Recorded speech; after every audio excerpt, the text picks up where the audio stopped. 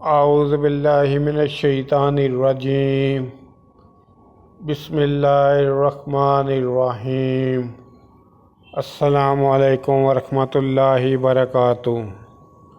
ترجمہ ہے ام المومنین ابو حفص عمر بن خطاب رضی اللہ عنہ سے روایت ہے، وہ فرماتے ہیں میں نے رسول اللہ صلی اللہ علیہ وآلہ وسلم کو فرماتے ہوا سنا ہے کہ تمام اعمال کا دار و مدار نیتوں پر ہے، اور ہر شخص کو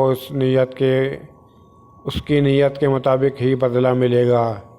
چنانچہ جس کی ہجرت اللہ تعالیٰ اور اس کے رسول صلی اللہ علیہ وآلہ وسلم کی رضا کے لیے ہو تو اس کی ہجرت اللہ تعالیٰ اور اس کے رسول کے لیے ہے، اور جس کی ہجرت دنیا کے حصول کے لیے یا کسی اور سے نکاح کی غرض سے ہو تو اس کی ہجرت اسی چیز کے لیے ہے جس کے لیے اس نے ہجرت کی۔ دین کی بات پھیلانا بھی صدقہ جاریہ ہے۔